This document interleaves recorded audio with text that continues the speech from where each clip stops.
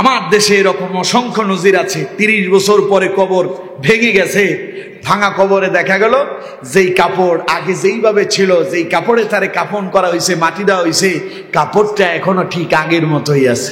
ঠিক কিনা? 15 বছর পর কবর খুঁড়ে মিলল অক্ষত মরদেহ, এমনকি কাফনের কাপড়েও লাগেনি সামান্য দাগ। এ নিয়ে চাঞ্চল্যের সৃষ্টি হয়েছে পুরো এলাকায়। 2010 সালে 121 বছর বয়সে মারা যান আব্দুস সামাদ। বাসার পাশে পারিবারিক কবরস্থানে দাফন করা হয় তাকে। শুধু তিনি নয়, এই কবরস্থানে আরও 8 থেকে 10 জনের মরদেহ দাফন করা হয়েছে। অথচ বাকি মরদেহগুলোর কোনো চিহ্ন না পাওয়া গেলেও অক্ষত পাওয়া যায় আব্দুস সামাদের মরদেহ।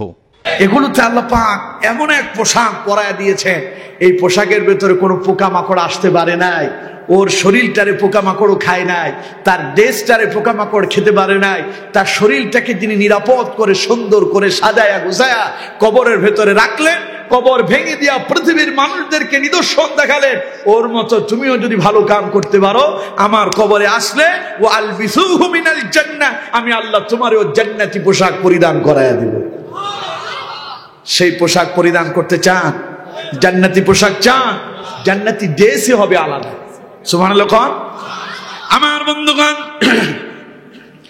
জান্নাতি পোশাক পরিধান করা দেওয়া হবে। এবার আল্লাহ রাব্বুল আলামিন বলবেন, ওয়া আফতাহু লাহু বাবান ইলাল জান্নাহ, আমার বান্দার জন্য জান্নাতের দরজা উন্মুক্ত করে দাও। আমার বান্দার জন্য জান্নাতের দরজা খুলে দাও। জান্নাতের দরজা খুলে যাবে।